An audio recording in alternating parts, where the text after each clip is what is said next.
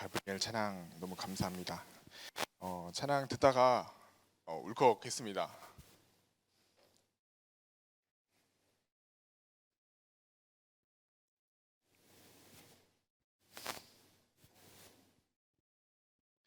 꽃향기가 나지 않아도 주님을 좋아할 수밖에 없다라는 그 고백이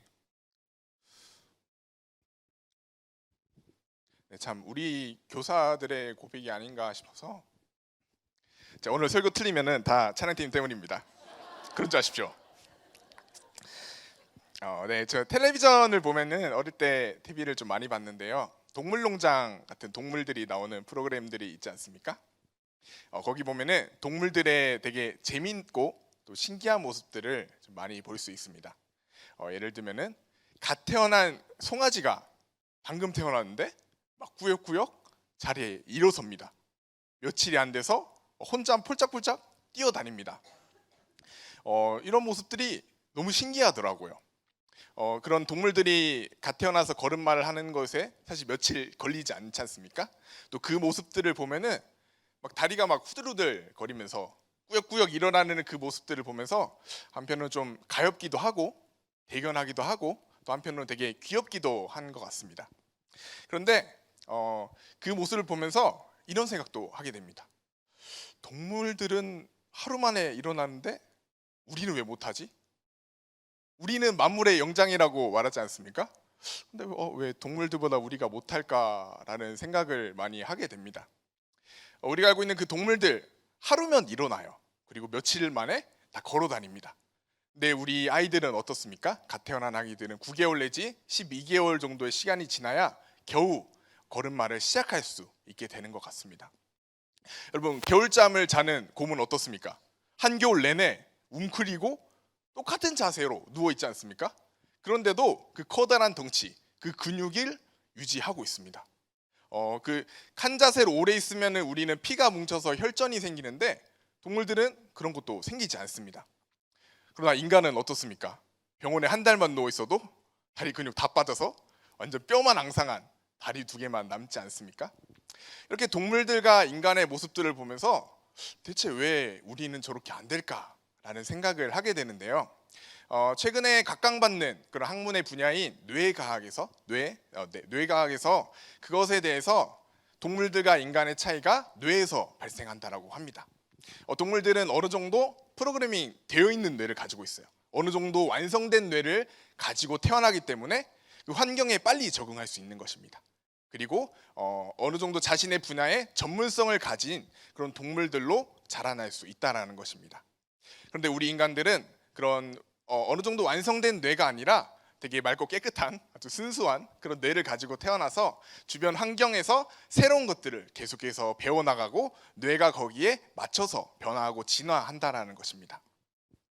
이거를 과학에서는 뇌 가소성이라고 부르거든요. 뇌 가소성은 우리에게 아주 중요한 것을 말해줍니다. 바로 우리 인간들은 모든 삶의 영역에서 교육이 필요한 사람들이라는 것입니다. 우리가 학교라는 환경에서만 교육이 일어나는 것이 아니라 사실 우리는 살아가는 모든 삶의 터전에서 새로운 것들을 마주하고 그것을 습득하고 배우며 때로는 우리가 그것들을 다른 사람에게 가르쳐주는 모든 삶의 영역에는 우리에게 교육이 있다는 것을 우리가 발견할 수 있습니다. 특별히 오늘은 또 교사연합 헌신 예배이지 않습니까? 우리가 교사로서 또 삶의 모든 영역에서 이루어지는 교육을 받고 또 교육을 하는 사람들로서 우리가 교육이 무엇인지 다시 한번 짚고 넘어갈 필요가 있을 것 같습니다. 저는 학부 때 기독교 교육을 나름 교육학을 전공했거든요. 비록 4년밖에 안 했지만 교육에 대해서 교육에 3가지 요소가 있다라고 말을 합니다. 가장 먼저는 교육을 하는 교육자, 그리고 그 사람이 가르치는 교육 내용, 그리고 그것들을 배우는 학습자가 있다라고 합니다. 당연히 교육의 주체가 되는 교사가 있어야겠죠. 그 교육들을 이끌어 나가는 교사가 세워져야 됩니다. 그리고 그 사람이 가르치는 어떠한 내용, 교육 내용, 그 커리큘럼을 가지고 있어야 돼요. 그리고 이것을 받아서 공부하고 습득하는 학습자가 있을 때 이 3개가 균형을 이룰 때 우리는 교육이 일어났다라고 이야기할 수 있을 것 같습니다.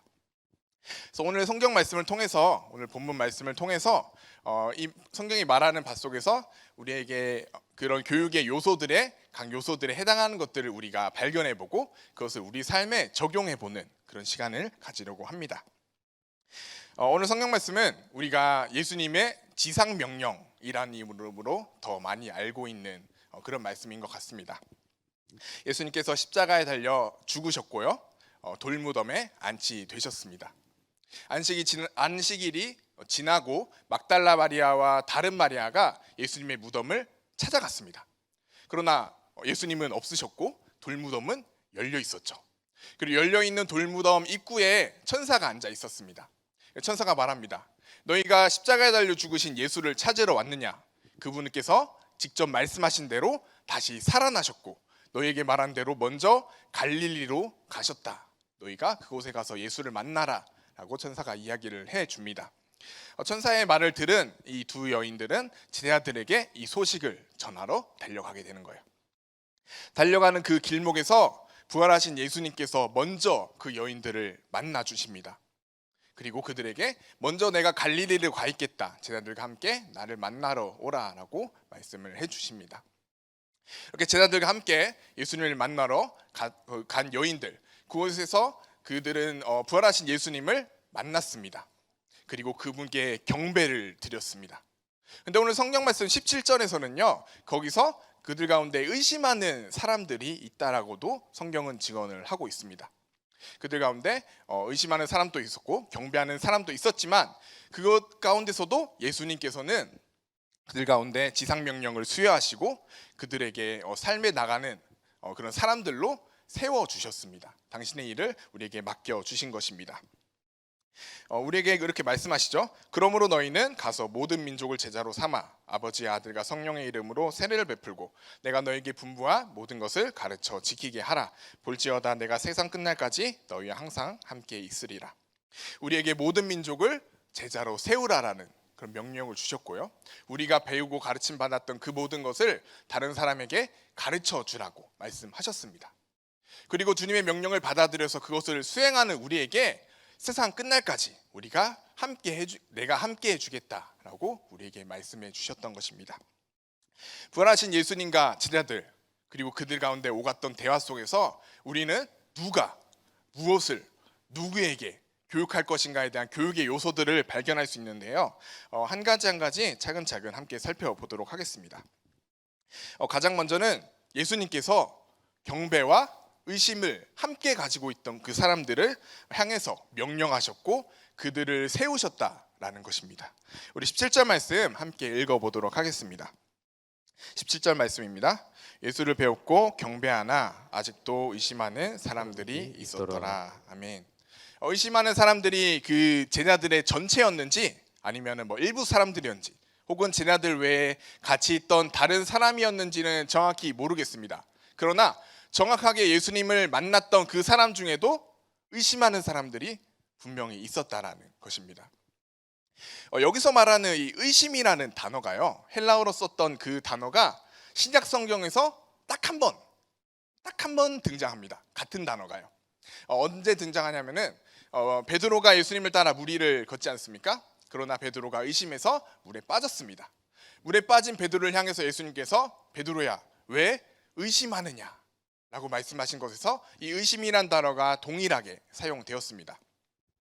여기서 말하는 의심이라는 것은요, 예수님의 막 존재를 의심한다거나 예수님의 그런 그리스도됨을 의심한다기보다 베드로의 그 믿음의 분량이 아직 충분히 채워지지 못했다라는 의미를 가질 것 같습니다. 조금 더 쉽게 말하면요, 우리나라 말로는 우리말 성경에서는 의심이라고 번역되었지만 헬라어의 원어에 가까운 표현은 주저했다, 망설였다, 우유부단함을 가졌다, 이런 의미에 조금 더 가까운 말인 것 같습니다.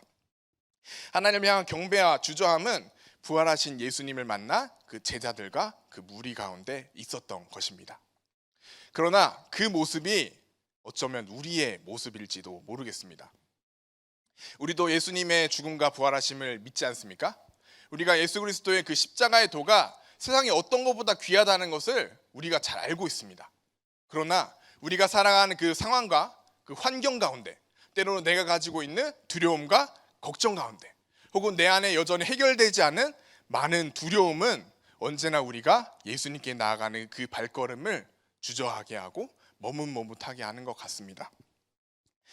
그러나 우리가 경배와 주저함을 가지고 있는 인간임이 분명하지만, 그럼에도 그들을 예수님의 제자로 세워주시고 사도로 세워주시고 그들에게 명령해 주셨던 그분이 바로 예수님이신 것을 우리가 다시 한번 기억했으면 좋겠습니다. 그 예수님 가운데 세상의 땅의 모든 권세와 하늘의 모든 권세가 우리가 있다는 것을 다시 한번 믿었으면 좋겠습니다. 여러분, 이것이 교사로서 우리가 가져야 될 정체성입니다. 우리 안엔 여전히 두려움도 있고 주저함도 있고 망설임도 있고 세상의 많은 걱정 근심이 우리 안에 있지만, 그것이 내가 아니라 나를 이 땅 가운데 세우신, 나를 이 땅 가운데 보내신 그분께 우리의 정체성을 둠으로 우리가 그리스도께 쓰임받는 그런 훌륭한 교사들이 되길 소망합니다.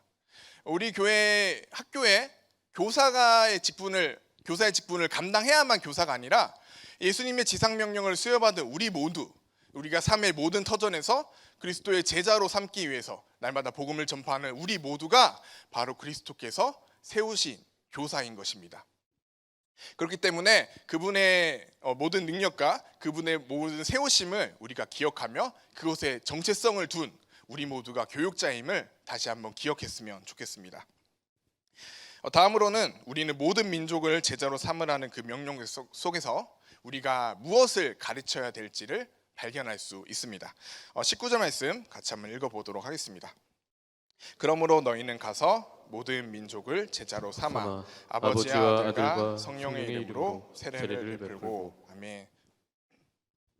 예수님께서는 제자들에게 너희가 가서 다른 사람들을 제자로 삼으라 라고 말씀을 하십니다. 여러분, 제자로 삼는다는 게 뭘까요? 여러분, 제자가 있으십니까? 제자로 삼는다는 것은 어떤 의미를 가질까요? 공교롭게도 이 제자로 삼다라는 단어도 공교롭게도 똑같이 신약에서 딱 한 번 쓰였더라고요. 이게 언제냐면은 사도행전 14장 21절 말씀입니다. 제가 한번 읽어드리겠습니다. 복음을 그 성에서 전하여 많은 사람을 제자로 삼고. 아멘.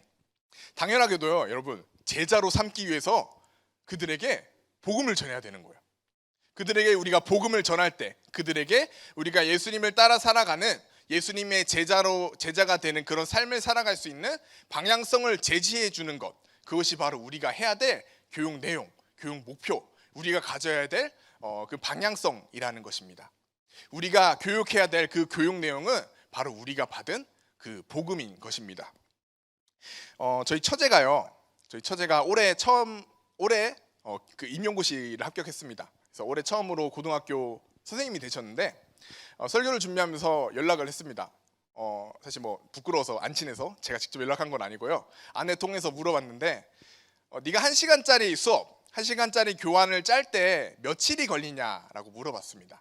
처제가 보통은 뭐 조금 다르지만 많게는 3일 정도의 시간이 걸린다라고 하더라고요. 사랑하는 여러분, 세상 학문 속에서도, 세상 속에서 다른 사람을 가르치는 그 현장 속에서도 다른 사람을 가르치기 위해서 날마다 최선을 다하고 열심을 가지고 수많은 시간을 투자합니다. 그런데 우리가 가지고 있는 이 복음이 세상에서 가장 귀하다는 것을 알고 있음에도 우리는 그보다 더 많은 노력을 기울여야 될 줄을 우리가 다시 한번 믿었으면 좋겠습니다. 우리가 시간을 내서 성경 말씀 읽는 것도 중요하겠죠. 기도의 시간을 채우는 것도 중요합니다. 또 아이들을 가르치려면 성경적인 지식도 있어야 됩니다. 그런 것을 채우는 시간도 여러분 중요합니다. 그러나 여러분, 가장 중요한 것은요, 우리가 가지고 있는 이 복음, 이 복음에 대한 확신이 우리 가운데 있어야 된다는 것입니다. 우리 여름성경학교와 또 수련회를 준비하시는 선생님들께 여쭤보겠습니다. 여러분은 복음에 대한 확신이 있으십니까? 저를 포함해서 우리 모든 선생님들, 우리 모든 성도님들, 우리가 복음에 대한 확신을 가지지 않고 내가 그것을 믿지 않고 내가 그것에 감동하지 않고는 결코 그 누구에게도 우리의 이 복음을 가르칠 수 없다는 것을 우리가 기억했으면 좋겠습니다. 내가 믿지 않는데, 내가 감동하지 않는데, 내가 이것에 대한 확신이 없는데 그것을 누구에게 우리가 전할 수 있겠습니까? 사랑하는 성도 여러분, 여러분들은 이 복음을 사랑하십니까?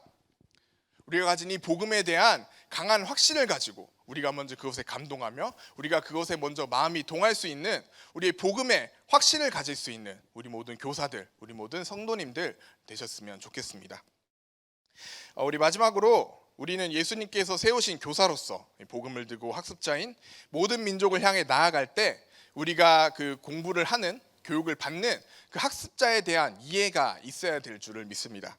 오늘 본문 외에 고린도전서 9장 21절을 한번 찾아볼 건데요. 개역 개정 말이 조금 어렵더라고요. 그래서 제가 우리말 성경으로 가지고 왔습니다. 화면에 띄어진 성경 말씀 같이 한번 읽어보도록 하겠습니다. 율법 없는 자에게는 내가 하나님께는 죄송합니다. 제가 개역 개정을 들고 있고요. 네, 앞에 있는 화면으로 같이 읽어보겠습니다. 내가 그리스도의 율법 아래 있기 때문에 하나님의 율법을 떠난 사람이 아니지만 율법 없는 사람들에게 율법 없는 사람처럼 된 것은 그들을 얻기 위해서입니다. 하나님이신 예수님은 우리 인간을 얻기 위해서, 우리 여러분 또 저와 모든 사람들을 얻기 위해서 하늘 보좌를 버리시고 모든 것을 비우시고 이 땅에 내려오셨습니다. 예수님을 사랑하고 예수님을 따랐던 사도 바울 역시도 자신이 가진 모든 권위, 내가 가지고 있는 모든 권한들을 내가 복음을 전할 그 사람을 위해서 내려놓고 버리기를 주저하지 않았습니다. 우리가 잘 알고 있는 것처럼 사도 바울은 당대의 정말 최고의 지식인이었습니다. 누가 뭐래도 명실상부한 초대교회의 사도였습니다. 우리가 알고 있는 것처럼 사도 바울은 유대 계통의 로마인으로서 로마 시민권을 가진 사람이었죠. 그리고 그 유대 사회에서 가장 인정받고 칭찬받는 가말리엘이라고 하는 사람의 아래에서 율법을 배운 사람이었습니다. 또한 환상 가운데 예수 그리스도의 그 현현을 직접 목격한 명실상부한 사도였습니다. 그러나 우리가 함께 읽은 이 말씀 가운데 사도 바울은 이렇게 고백합니다. 내가 평생 지켜온 이 율법, 내가 평생 따라온 이 율법이 내가 만난 그 한 사람의 율법을 알지 못하는 그 한 사람을 위해서 내가 이 율법을 기꺼이 내려놓겠다라고 이야기하는 것입니다. 우리가 알고 있는 것처럼 사도 바울은 그 한 사람을 위해서 내가 평생 동안 고기를 먹지 않아도 되겠다라고도 선언했지 않습니까? 이렇게 예수님처럼 사도 바울처럼 우리가 그들 앞에 그들의 삶을 이해하고 공감하고 그들과 함께 호흡하며 숨을 쉬며 그들의 모든 것을 이해하고 그들과 함께 생활할 때 우리는 그들에게 복음을 전할 수 있을 것입니다. 여름 사역을 준비하는 또 우리 선생님 여러분들, 우리가 만나는 그 아이들이 쓰는 언어를 우리가 알아야 돼요. 그들이 좋아하는 TV 프로그램, 그들이 좋아하는 게임, 그들이 생각하는 많은 고민과 걱정들을 우리가 알고 공감하고 그들과 함께 대화할 수 있어야 된다는 것입니다. 그러나 우리는 착각하죠. 누구야 와봐, 종야 와봐. 야 요즘에 뭐 힘든 일 있냐? 말해봐. 야 기도 제목 있으면 언제든 연락해. 우리는 언제나 이런 식으로 그들과 소통하려고 합니다. 여러분, 이것은 우리가 그들에게 가는 행동이 아니에요. 이것은 그 아이들을 우리의 자리로, 우리의 언어와 우리의 생활 양식으로 끌어당기는 것입니다. 사도 바울이 예수님이 보여주셨던 모습들은 그런 모습이 아니라 직접 나를 비우고 나를 내려놓고 그들의 자리로 나아가서 그들의 언어로 그들과 함께 소통했던 그 모습이었지 않습니까? 우리 가족 중에 교회를 안 다니시는 분들이 있었을지 모르겠습니다. 우리가 교회 다니지 않는 가족들, 교회 다니지 않는 그 자녀들에게 아무리 교회 가라 말해도 웬만하면 교회 안 갑니다. 우리가 말로만 그렇게 할 것이 아니라 그들의 삶의 고민과 걱정들을 우리가 진정으로 이해하고 공감해 주면서 다만 너희가 가지고 있는 그 고민보다 더 큰 기쁨, 더 큰 평안이 예수 그리스도의 품 안에 있다는 확신을 그들에게 전해줄 때 그들에게 복음이 전달될 수 있는 것입니다. 인간을 사랑하셔서 우리를 사랑하셔서 인간의 모습으로 내려오신 그 예수님처럼 자신이 만나는 그 복음 전파자를 위해 자신의 모든 권한을 아끼지 않고 내려놓았던 사도 바울처럼 우리도 우리가 만나는 그 아이들, 우리가 만나는 그 모든 세상 사람들을 향해서 우리의 것들을 내려놓고 그들을 이해하며 그들을 사랑하며 그들과 함께 호흡할 수 있는 우리 학습자들을 이해할 수 있는 마음이 우리 가운데 있었으면 좋겠습니다. 사랑하는 우리 모든 교회학교 선생님들과 성도님들, 비록 우리 안에는 우리의 연약한 인간들로서 우리는 여전히 하나님을 향한 경배와 주저함을 같이 가지고 있습니다. 그럼에도 불구하고 예수님은 그런 우리의 모습들을 아심에도 불구하고 우리를 당신의 교사로서, 당신의 복음 전파자로서 우리를 세우셨습니다. 우리에게 맡기신 이 복음에 대한 감동과 확신을 가지고 우리가 만나는 그 아이들, 우리가 만나는 그 세상 사람들을 이해하며 나아갈 때 우리는 그 복음을 전할 수 있고요. 뿐만 아니라 그곳에서 우리와 영원토록 함께 하시는, 세상 끝날까지 함께 하시는 예수 그리스도를 우리는 만날 수 있습니다. 여러분, 난 이렇게 많이 받았는데 라는 찬양이 있습니다. 찬양 가사는 이렇습니다. 난 주러 왔을 뿐인데 오히려 내가 받고 갑니다. 눈물 닦아주러 왔을 뿐인데 내 눈물만 흘리고 갑니다. 씻어주러 왔을 뿐인데 오히려 내가 씻겨졌습니다. 고쳐주러 왔을 뿐인데 오히려 내가 치료되어 갑니다. 전하러 왔는데 이미 이곳에 계신 예수를 보고 갑니다. 꿈을 가지고 와 꿈을 보고 돌아갑니다. 난 이렇게 많이 받았는데 다만 다함으로 주님을 사랑하지 못했죠. 사랑하러 왔는데 더 큰 사랑을 받고 돌아갑니다. 죽은 영혼 살리려 와 내가 살아서 갑니다. 난 이렇게 많이 받았는데 더 주를 사랑하지 못함이 미안합니다. 우리가 아이들을 섬긴다라고 생각하고 우리가 세상을 섬긴다라고 생각하지만 우리는 그 자리에서, 그 교육의 자리에서 이미 그곳에 계신 예수 그리스도를 만날 수 있습니다. 이미 그곳에 계신 예수 그리스도께서 우리를 고치시고 우리를 씻기시고 우리를 만지시는 그 현장을 우리는 만날 수 있는 것입니다. 우리의 배움과 모든 가르침이 남을 주기 위해, 우리 아이들을 가르치기 위해서라고 말하지만 정작 그 끝에 갔을 때 나와 하나님과의 관계, 우리 교회와 하나님 관계에 유익이 되는 것임을 우리는 발견할 수 있을 것입니다. 모든 여름 사역을 준비하고 계신 선생님들, 또한 세상 가운데 복음을 전하시는 우리 모든 성도님들, 우리의 삶의 끝에서 이 찬양의 고백들이 우리의 고백들이 되었으면 좋겠습니다. 우리가 그들을 섬긴다고 말했고, 우리가 그들을 가르친다고 말했고, 우리가 그들을 돕겠다고 말했지만 이미 그곳에 계신 예수 그리스도를 만나며 그분께 감동하며 그분으로 말미암아 우리 삶이 더욱더 향기 날 수 있는 우리 모든 선생님들, 또 우리 모든 성도님들, 또한 우리가 직면하고 있는 그 모든 여름 사역과 우리의 모든 삶이 되길 간절히 바랍니다. 우리 같이 기도하도록 하겠습니다. 사랑해 주님 감사합니다. 우리는 하나님을 경배하고 찬양하지만 여전히 세상 속에 살고 있는 연약한 인간이기 때문에 우리는 언제나 주저함이 있습니다. 그럼에도 불구하고 우리는 주님의 명령을 받은, 주님께 세움을 받은 그런 주님의 교사임을 다시 한번 기억합니다. 우리에게 주신 그 복음에 대한 확신을 가지게 하여 주십시오. 우리에게 주신 그 복음에 대한 열정을 가지게 해 주십시오. 뿐만 아니라 우리가 만나는 그 모든 사람들을 이해하며 사랑할 수 있는 넓은 마음도 주님 우리에게 주십시오.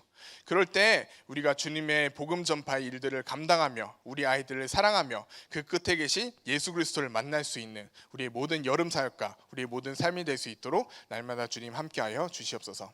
감사드립니다. 예수님의 이름으로 기도드립니다. 아멘.